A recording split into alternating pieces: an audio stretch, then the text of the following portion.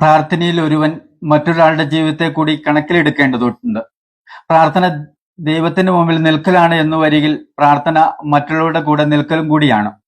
മറ്റുള്ളവരുടെ കൂടെ നിൽക്കാൻ കഴിയുമെങ്കിലേ ഒരുവന് ദൈവത്തിന് മുൻപിൽ നിൽക്കാനാവൂ. സമൂഹത്തിന്റെ അംഗമായിട്ടേ ഒരുവന് പ്രാർത്ഥിക്കുവാൻ സാധിക്കൂ.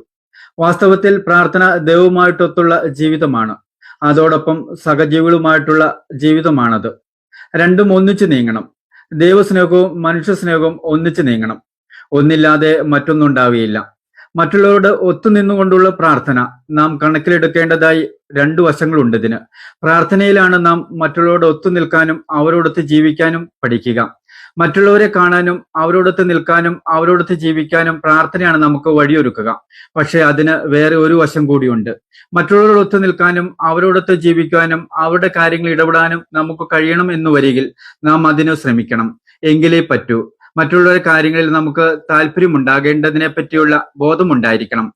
അവരുടെ ജീവിതം, അവരുടെ താല്പര്യങ്ങൾ, അവരുടെ ആവശ്യങ്ങൾ, ഇതേപ്പറ്റിയൊക്കെ നമുക്കും ബോധമുണ്ടായിരിക്കണം.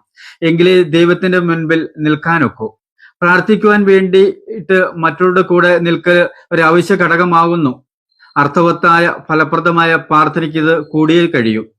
ദൈവം നിങ്ങളെ സമർത്ഥമായി അനുഗ്രഹിക്കട്ടെ.